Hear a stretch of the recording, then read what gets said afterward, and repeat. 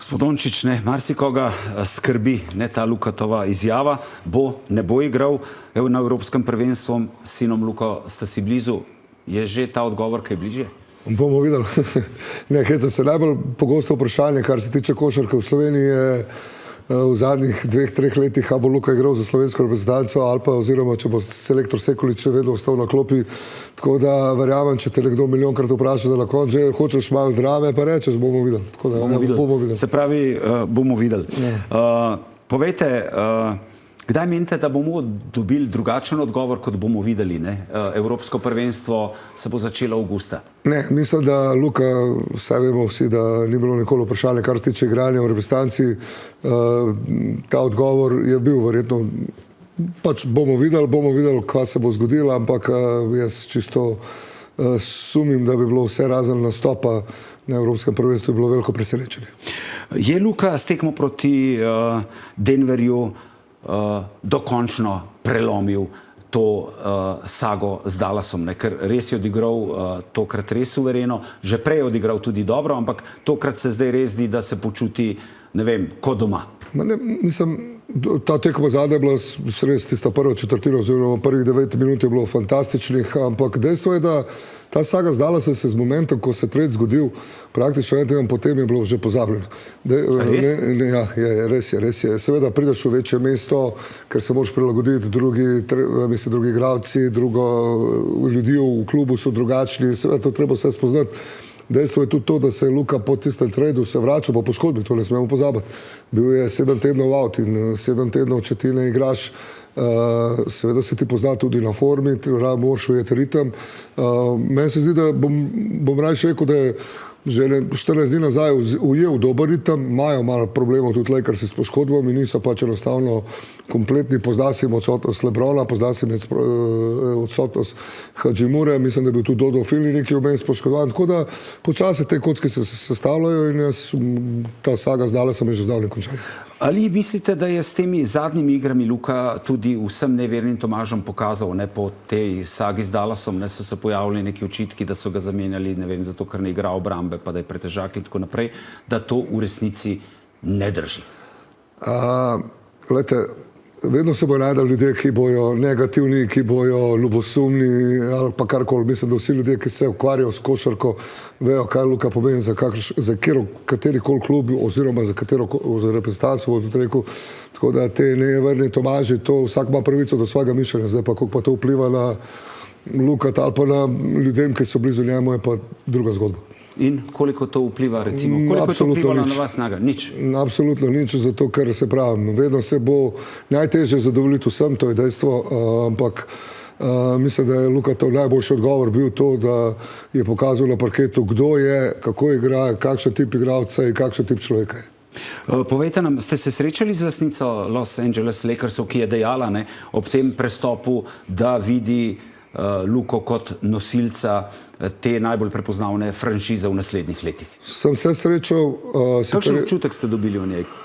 Pa jaz bom povedal, da govorimo o izredno prijetni ženski, res bom rekel dodano, sicer je lastnica, ampak nek dodatek kot tista materinska toplota v njej, nasmejana, prijazna in verjamem, da tudi to, kar je rekla, da vidi Lukata v prihodnosti, verjamem, da je tudi res, tudi jaz se sam dobil tak občutek, Lakersi so franšiza, ki ti bojo ponudili vse, seveda bojo iskali nazaj, kar je seveda tudi normalno, ampak bojo se potrudili, vsi, ki so v klubu in okoli kluba, se trudijo, da igralci razmišljajo samo o košarki in o nobenih drugih stvareh, tako da, kar se tega tiče, organizacija vrhunska. Ampak mislite, da bo Luka lahko razmišljal samo o košarki, ko ste to omenili zdaj, Los Angeles, hollywoodsko mesto, v prvih vrstah sledijo hollywoodski zvezdniki, zabave, veliko skušnjav bo?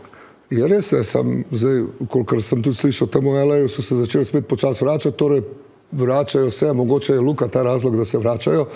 Prej jih ni bilo teh zvezdnikov. On je mogoče en razlog, da pridejo njega gledati in to mu je lahko samo motivacija naprej. Vemo pa, da Luka večji pritisk, boljši igra, ker to je pač, jaz mislim, da je vse rojen za to mesto in da je to mesto narejeno, ne bom rekel dobesedno za njega, ampak da mu paše, da ne paše njegovemu karakterju in verjamem, da mu bo uspel. Mislite, da gre lahko z LeBronom Jamesom že letos do konca, da vzame ta prsten? So pokazali, da so zelo neugodna ekipa, če so zdravi. To so že dokazali. Okay, so se zgodili vmes te neke poškodbice, ampak jaz verjamem, da ta ekipa Lakersov zna letos narediti. Na koncu tudi kaže zdaj v zadnjih 5 tekmah, ko se počasi priključujejo tudi te poškodovani, da lahko vsakega dobijo. Je pa res, da v play-offu je faktor sreče zelo pomemben, lahko se zgodi spet kakšna poškodba, kakšnega vodilnega igralca, tako da ekipa pa definitivno je sposobna priti daleč. Ste tudi športni direktor Košarkarske zveze. Kako stoji zdaj po vašem mnenju, po vašem videnju slovenska košarkarska reprezentanca? Ne? Na začetku ste sami omenili, ne, po tisti neuvrstitvi v Pariz, ne, je bil selektor Sekulič deležen veliko kritik, zdaj tukaj drugo mesto v kvalifikacijah, pomlajena ekipa ga je dosegla. Kako si predstavljate oziroma vidite to reprezentanco avgusta? Koliko tujcev, koliko mladih ob Luki?